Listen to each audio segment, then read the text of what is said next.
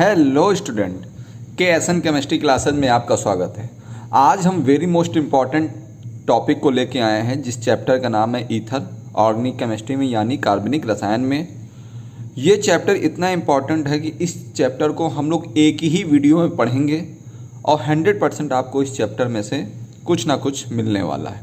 तो समय नहीं बर्बाद करते हैं, चलिए शुरू करते हैं। तो ईथर देखिए क्या होता है कि इसमें दो एल्किल समूह, ठीक है, एक को R मान लीजिए, एक को R डैश मान लीजिए।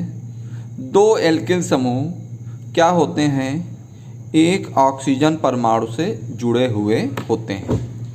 क्या बताया, दो एल्किल समूह यानी एक R ये वाला और ये एल्किल समूह R डैश, दोनों एल्किल समूह ऑक्सीजन परमाणु से जुड़े होते हैं, तो ये कहलाता है ईथर। जब बीच में आपको ऑक्सीजन परमाणु दिखे और इधर उधर एल्किल समूह दिखें तो जान जाइए कि किस चीज़ का साइन है, ईथर का। ईथर में हम लोग मान लीजिए एल्किल समूह की जगह R की जगह क्या ले सकते हैं, CH3 ले सकते हैं, जिसको हम लोग कहते हैं मेथिल। इस R की जगह हम लोग C2H5 ले सकते हैं, एथिल ले सकते हैं। C3H7 ले सकते हैं, प्रोपिल इसको कहते हैं, ठीक है, एटसेट्रा, ठीक, और भी चीज़ें ले सकते हैं। तो यहाँ पर जो हम पढ़ने वाले हैं, यहाँ जो हम लोग पढ़ने वाले हैं, इस R की जगह, दोनों R की जगह C2H5 रख देंगे। तो C2H5 O C2H5, ठीक है। देखिए कितने C2H5 कितने हैं, यानी C2H5 कितने हैं, दो को बोलेंगे डाई, दो को क्या बोलेंगे, डाई। C2H5 कितने हैं, दो बार लिखे हुए हैं तो दो को बोल दिया रसायन विज्ञान में डाई। C2H5 को क्या बोलते हैं, एथिल, तो हमने लिख दिया एथिल। और O को क्या कहेंगे यहाँ पर, ईथर। O को क्या कहेंगे, ईथर।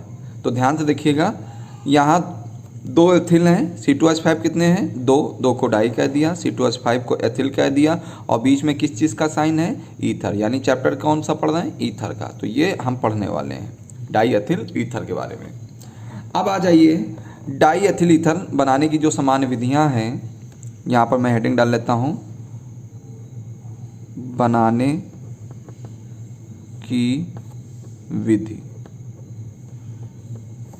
ठीक, बनाने की विधि में विलियमसन संश्लेषण, विलियमसन संश्लेषण, ठीक है, वेरी मोस्ट इंपॉर्टेंट रिएक्शन। देखिए इसमें क्या होगा, विलियमसन संश्लेषण में हम लोग विलियमसन संश्लेषण में सोडियम एथॉक्साइड लेंगे। क्या लेंगे, सोडियम एथॉक्साइड लेंगे। क्या बल लिखेंगे यहाँ पर, सोडियम एथॉक्साइड की क्रिया एथिल आयोडाइड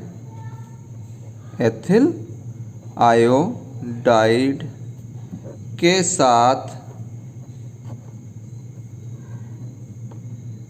गर्म करने पर क्या बनेगा, डाई एथिल ईथर व सोडियम आयोडाइड प्राप्त होता है। ठीक है, तो देख लीजिए रिएक्शन। सोडियम एथॉक्साइड, तो C2H5 O Na को बोलेंगे सोडियम, Na को क्या बोलेंगे, सोडियम। और C2H5O आपको ये जितना दिख रहा है इतना भाग कहलाएगा एथॉक्साइड। क्या कहलाएगा? एथॉक्साइड। Na को क्या बोला, सोडियम, C2H5O को क्या बोला, एथॉक्साइड। ठीक है, इसकी क्रिया एथिल आयोडाइड से कराएंगे और एथिल आयोडाइड का जो सूत्र होता है वो होता है C2H5I। हम उल्टा लिख लेंगे C2H5I। ठीक है, C2H5 को बोलेंगे एथिल, I को क्या बोलेंगे, आयोडाइड। हमने इस तरह लिख लिया है, C2H5 को एथिल बोला, I को आयोडाइड बोला। इसको हमने क्या किया है, उल्टा लिख लिया है। ठीक है, तो देखिए यहाँ पर आप देखोगे ये इस डिब्बे में क्या बंद कर दिया, Na को डिब्बे में क्या बंद कर दिया, Na। Na को क्या बोला, सोडियम, और I को क्या बोला, आयोडाइड। क्या बोला, आयोडाइड। ठीक है, साथ ही साथ बचा क्या यहाँ, C2H5O बचा, तो हमने C2H5O लिख दिया और इधर क्या बचा, C2H5। तो यहाँ C2H5 कितने हैं, 2 को क्या कहेंगे, डाई, C2H5 को क्या कहेंगे, एथिल, और बीच में किस चीज़ का साइन है, ईथर का। फिर से ध्यान दीजिए, 2 बार C2H5 लिखा हुआ है तो इसको बोल दिया डाई, C2H5 को एथिल बोलेंगे, O को क्या बोलेंगे, ईथर। ठीक है, तो सोडियम हिंदी कैसे बनाएंगे, सोडियम एथॉक्साइड की क्रिया एथिल आयोडाइड के साथ कराने पर डाई एथिल ईथर व सोडियम आयोडाइड प्राप्त होता है। ठीक है, ये समझ में आया। तो आगे देखिए, अब बात कर लेते हैं हम लोग भौतिक गुण की। देखिए भौतिक गुण में हम लोग क्या लिखेंगे, ईथर एक वाष्पशील, अतिवाष्पशील तथा रंगहीन द्रव है। ठीक है, ईथर क्या है, अतिवाष्पशील तथा रंगहीन द्रव है। और दूसरा क्या पॉइंट बन जाएगा, दूसरा बन जाएगा यह जल में अल्प विलेय तथा कार्बनिक विलायकों में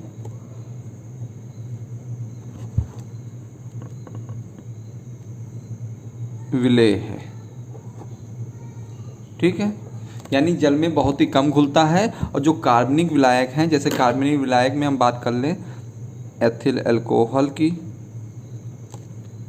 ठीक है, फिनॉल की बात कर लें C6H5OH, ये कार्बनिक विलायक हैं, इनमें ये आसानी से घुल जाता है। कौन घुल जाता है, ईथर। मगर उसी जगह अगर जल में घोलेंगे तो बहुत ही कम मात्रा में जल में घुलता है। ठीक है, साथ ही साथ ये क्या है, अतिवाष्पशील है और रंगहीन द्रव है। ठीक है, तो वाष्पशील रंगहीन का मतलब है जैसे पानी का कोई कलर नहीं होता है, वैसे ही ईथर का भी कोई रंग नहीं होता है। और इसे अगर हम अगर तीसरा आप लिख सकते हैं भौतिक गुण में, अगर इसे हम सूंघा दें, अगर इसको हम सूंघें तो इससे क्या होती है, बेहोशी आ जाती है। क्या आने लगती है, बेहोश व्यक्ति हो जाता है। ठीक है, जो आपकी शल्य चिकित्सा होती है, ऑपरेशन में ईथर का प्रयोग किया जाता है। तो अब बात कर लेते हैं हम, देखिए रासायनिक गुण में सबसे पहली जो हेडिंग आएगी आपकी, वो आएगी दहन। ठीक है, जब भी दहन लिखा हो तो आप समझ जाइएगा कि ये ऑक्सीजन की उपस्थिति में जलाया जा रहा है। जो भी चीज़ हम ले रहे हैं उसको जला रहे हैं, और क्या बनेगा, कार्बन डाइऑक्साइड, और क्या बनेगा, जल। 2 ही चीज़ें बनेंगी और साथ में ऊष्मा भी निकलेगी। तो ठीक है, तो मेन क्या बनेगा, कार्बन डाइऑक्साइड और जल बनेगा। तो यहाँ लिख लेते हैं डाई एथिल ईथर की क्रिया क्या करेंगे, डाईएथिल ईथर की क्रिया क्या करेंगे, ऑक्सीजन के साथ जलाने पर carbon dioxide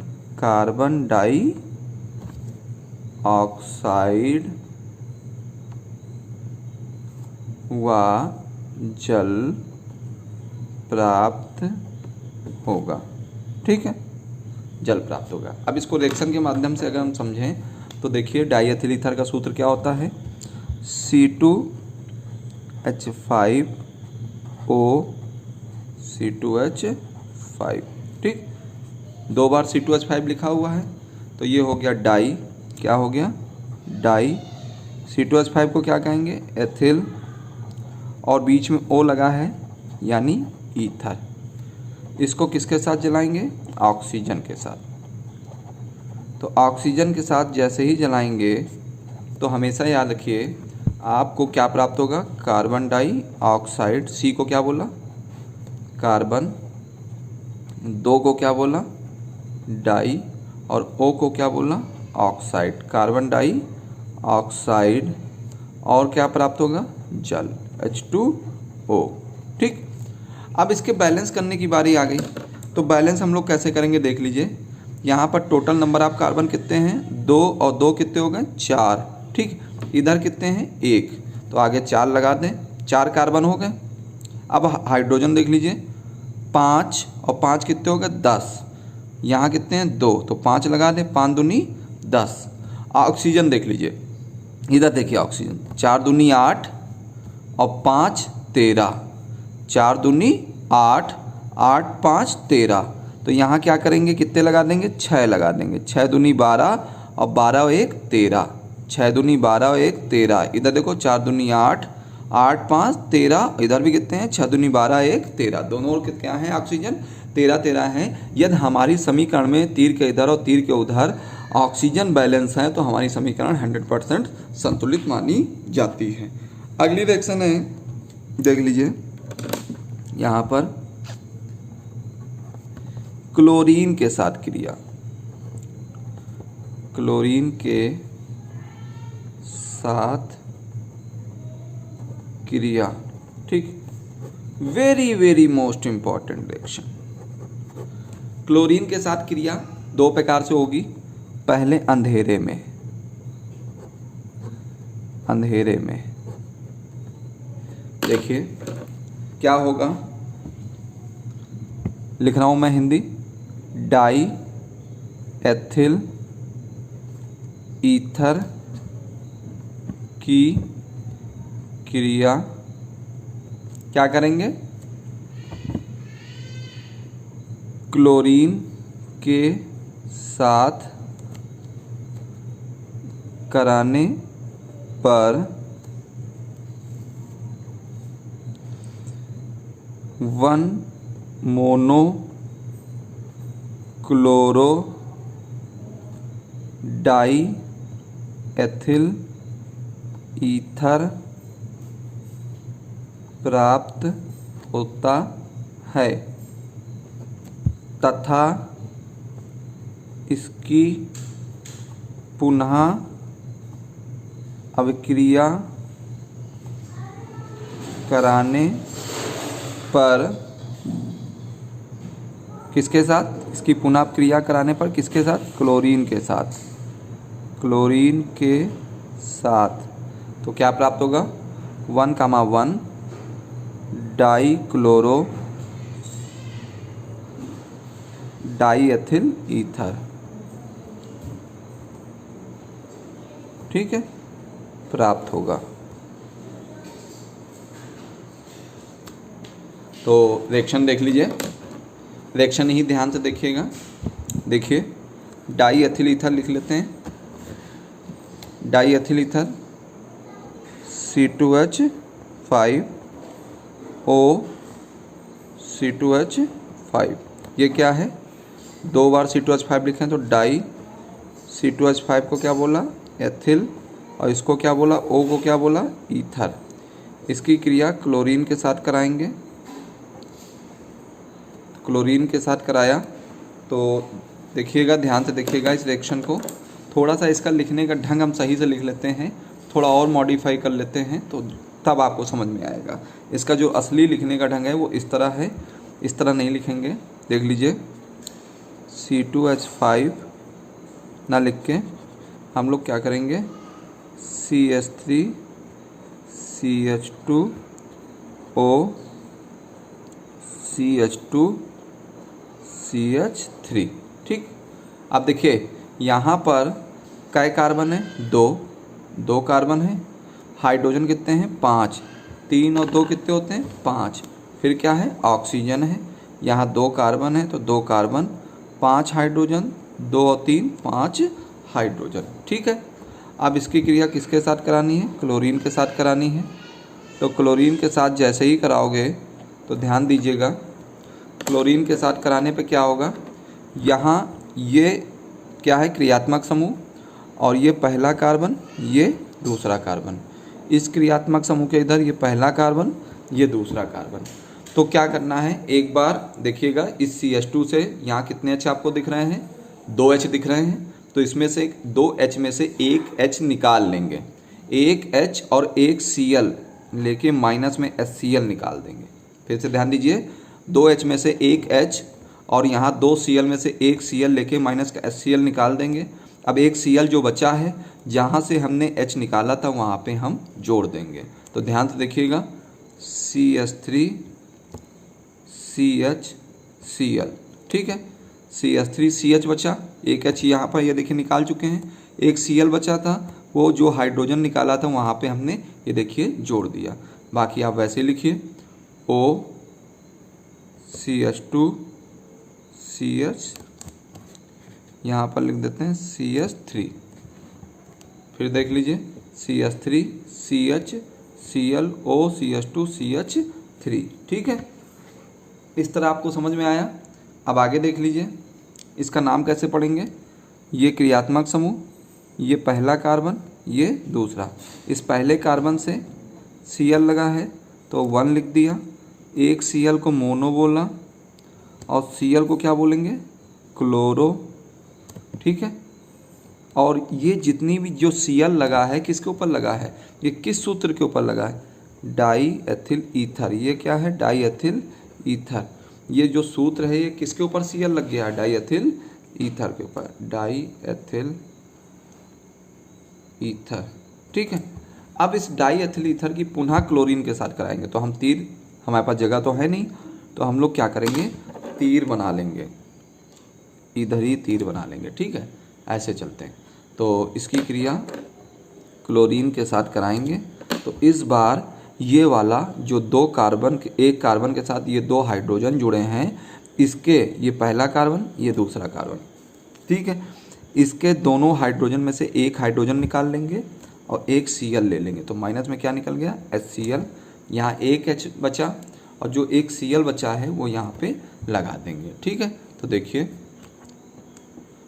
CH3 CH Cl O, ये हो गया CH यहाँ बचा है क्योंकि एक H निकाल चुके हैं, और जो Cl बचा है उस H की जगह हमने जोड़ दिया, और क्या होगा? CH3। ठीक है, तो देखिए इसका नाम कैसे पढ़ेंगे? ये पहला कार्बन, ये दूसरा, इधर ये पहला कार्बन, ये दूसरा। ठीक, अब आप देखो, इस पहले कार्बन से तो 1, इधर O के इधर पहला कार्बन है तो 1, कितने Cl हैं? 2, 2 को क्या बोला? डाई। Cl को हम लोग शॉर्ट में क्या बोलते हैं? क्लोरो। और ये दोनों Cl किस सूत्र के ऊपर लगाया है? डाई एथिल ईथर के ऊपर। तो लिख देंगे डाई एथिल ईथर। ओके, ये अंधेरे में क्रिया हो गई। ठीक है, यानी यहाँ पर प्रकाश की आवश्यकता नहीं है। अगली रिएक्शन देखिए। अब जो अगली रिएक्शन कराएंगे वो प्रकाश में कराएंगे, यानी लाइट की प्रेजेंस में कराएंगे। अगली रिएक्शन है प्रकाश की उपस्थिति में क्रिया। तो क्या करेंगे? डाई एथिल ईथर ले लेंगे, C2H5O C2H5, 2 C2H5 हैं तो इसको कह दिया डाई। C2H5 को क्या कहेंगे? एथिल, और बीच में O लगा है तो किस चीज़ का चिन्ह, साइन है? ईथर। तो देख लीजिए यहाँ पे, यहाँ क्या करेंगे, इसको हम किस तरह लिखने वाले देख लीजिए। कितने C2H5 हैं? 2। ठीक है, तो C2H5 का होल ट्वाइस कर देंगे और ये O लिख दिया। देखिए C2H5 कितने हैं? 2 हैं, तो यहाँ ट्वाइस लगा दिया, O लिख दिया। इस तरह भी डाई एथिल ईथर को लिख सकते हैं। 2 को बोला डाई, C2H5 को बोला एथिल, और किस चीज़ का साइन है? ईथर। चैप्टर ही पढ़ रहे हैं ईथर का। अब इसकी क्रिया क्लोरीन के साथ कराएंगे और किसकी उपस्थिति में, प्रकाश की उपस्थिति में। यहाँ लाइट ले रहे हैं। अब आपको यहाँ पर कितने एच दिख रहे हैं, 2 पंचे 10। ऐसे नहीं समझ में आ रहा है तो यहाँ देख लीजिए कितने एच हैं, 5। ये पाँचों एच हटा दीजिए और वहाँ पर Cl लगा दीजिए। ठीक है, वैसे तो आप देखोगे 2 पंचे 10 एच हैं, 10 एच को क्या करना है, हटा देना है और उसकी जगह Cl लाना है। तो H की जगह आप Cl लाओ, संख्याएं वैसे ही लगाओ। लगा लिया O, और कितने H निकले हैं, 2 पंचे 10, 10 HCl निकले। ठीक है, अब देखिए 10 Cl ये हो गए और 2 पंचे 10 Cl ये हो गए। तो तीर के इधर 2 पंचे 10 और 10 कितने हो गए, 20। इधर क्या करोगे, कितने लगा दें, 10, 10 दूना 20 Cl हो गए, 10 दूना 20 Cl हो गए। ठीक है, तो आप ऐसे समझ लीजिए डाई एथिल ईथर की क्रिया क्या कराएंगे, क्लोरीन के साथ कराएंगे प्रकाश की उपस्थिति में। तो यहाँ जितने H आपको दिख रहे हैं ये सभी H की जगह हम क्या रख देंगे, Cl रख देंगे और 2 पंचे 10 H को हटाएंगे और यहाँ पर 10 HCl निकल जाएंगे। अब टोटल देखिए Cl कितने हैं, 2 पंचे 10 और 10 कितने हो गए, 20। तो यहाँ 10 दूना 20 बैलेंस हो गया। अब इसका नाम क्या होगा, देखिए यहाँ पर जो नाम हम प्रयोग करने वाले हैं 2 पंचे 10। ठीक है, तो यहाँ पर हम एक शब्द यूज करने वाले हैं 10 के लिए, पर। 10 के लिए क्या यूज करने, पर। और Cl को कहेंगे क्लोरो, पर क्लोरो। और किस चीज़ के साइन में हमने Cl लगाया है बताओ भैया, कहाँ लगाया है, डाई एथिल ईथर में। तो डाई एथिल ईथर, और ये क्या है, हाइड्रोजन। H को क्या बोला, हाइड्रोजन, और Cl को क्या बोला, क्लोराइड। ठीक, यानी यहाँ 2 पंचे 10, 10 को पर बोला, Cl को क्लोरो बोला, और क्या है, डाई एथिल ईथर। ठीक, अगली रिएक्शन देख लीजिए आप। अगली रिएक्शन क्या है, यहाँ पर ऑक्सीजन हाइपोपरॉक्साइड का बनना। अगली रिएक्शन आएगी हाइड्रोपरॉक्साइड, लिखो हाइपो नहीं, हाइड्रोपरॉक्साइड का बनना। ठीक, अगर अभी तक आपने मेरे पिछले वीडियो नहीं देखे हैं तो वहाँ पर जाइए, पिछले वीडियो को देखिए और पूरा कोर्स अपना इंटरमीडिएट का कंप्लीट कीजिए। पूरा आपको कोर्स दिसंबर में कंप्लीट कर दिया जाएगा। तो आगे देखते हैं। अब देखिए रिएक्शन के माध्यम से ही खाली समझेंगे। डाई एथिल ईथर, ठीक, die ethyl ether C2H5O C2H5, 2 को बोला डाई, C2H5 को क्या बोला, एथिल, O को क्या बोला, ईथर। ठीक है, डाई एथिल ईथर। अब आप देखोगे हम इसको तोड़ के लिखने वाले हैं। यहाँ पर देखिए बहुत ध्यान से, CH3 CH2O CH2 CH3, इतने भाग को बोलते हैं, 2 बार लिखा है डाई एथिल, 2 को बोला डाई, ये C2H5 है तो इसको बोल दिया एथिल, और बीच में O है तो क्या लिख दिया, ईथर। ठीक, इसकी क्रिया हमने कराई प्रकाश की उपस्थिति में। ठीक है, और वो भी किसके साथ, 1 मिनट, वो भी किसके साथ कराई, ऑक्सीजन के साथ कराई। ठीक है, ऑक्सीजन, और किसकी उपस्थिति में, यहाँ से तीर शुरू हुआ है, प्रकाश, और कितना टेम्परेचर है, 25 डिग्री सेल्सियस। ठीक है, अब इसमें होगा क्या, बस यही समझ लीजिए आप। यहाँ कितने हाइड्रोजन आपको दिख रहे हैं, यहाँ 2 हाइड्रोजन दिख रहे हैं ना। अब क्या करना है, यहाँ से आपको 1 हाइड्रोजन निकाल लेना है। तो ध्यान से देखिए कैसे लिख रहा हूँ, CH3 फिर CH, 1 हाइड्रोजन निकाला है, ब्रैकेट बनाया, यहाँ कितने O हैं ऑक्सीजन में, 2, दोनों O को लिख दिया अलग अलग, और एक जो हाइड्रोजन निकाला था उसको भी ब्रैकेट में लिख दिया, ब्रैकेट कर दिया क्लोज। बाकी ऐसे ही लिखोगे, O CH2 और यहाँ लिख दिया CH3। ठीक, फिर से देख लीजिए, यहाँ का एक हाइड्रोजन हटाया और इसको क्या किया, ये देखिए CH3 लिखा। यहाँ एक हाइड्रोजन हटा चुके हैं तो क्या बचा, CH बचा। और ऑक्सीजन में कितने O हैं, ब्रैकेट में हमने दोनों O लिख दिए हैं, और जो H एक हटाया था वो हमने यहाँ लिख दिया, यहाँ ना लिख के कहाँ लिख दिया, यहाँ लिख दिया। और OCH2 CH3, OCH2 bond CH3, ठीक है। अब इतने भाग को हम बोलते हैं, क्या बोलते हैं, देखिए ये जो ये OOH जो लगा है किस सूत्र में लगा है, डाई एथिल ईथर में, डाई एथिल ईथर में। इसका क्या नाम होगा, H को बोलेंगे हाइड्रो, क्या बोलेंगे, हाइड्रो। और जो ये दो O आपको दिख रहे हैं ये परऑक्साइड हैं, क्या हैं, परऑक्साइड, ठीक। तो जो भी हमने OOH लिखा है इसको हमने देखिए पूरे सूत्र को डाई एथिल ईथर कहेंगे, क्योंकि OOH किसके ऊपर लगा है, डाई एथिल ईथर के ऊपर, और H को बोला हाइड्रो, और दो O हैं तो इसको बोल दिया परऑक्साइड, ठीक है, die ethyl ether hydro peroxide. इस तरह आपके रासायनिक गुण हो गए। अब इसके हम क्या करेंगे, उपयोग लिखेंगे। तो उपयोग देख लीजिए, देखिए आखिरी में आपके लिए एक सरप्राइज़ है, क्योंकि ये एक क्वेश्चन जरूर आता है, तो वो उस क्वेश्चन के लिए आप लोग पूरा वीडियो देखें। देखिए उपयोग क्या है, पहली चीज़ है विलायक के निष्कर्षण में, पहला उपयोग क्या है,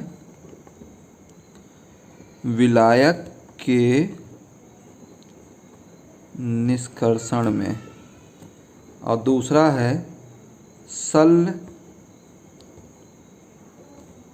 चिकित्सा में निश्चेतक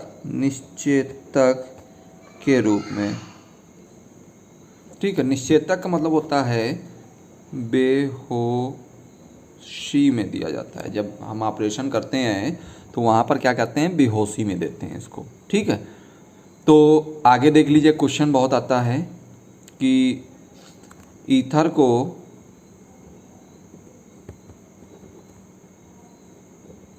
रंगीन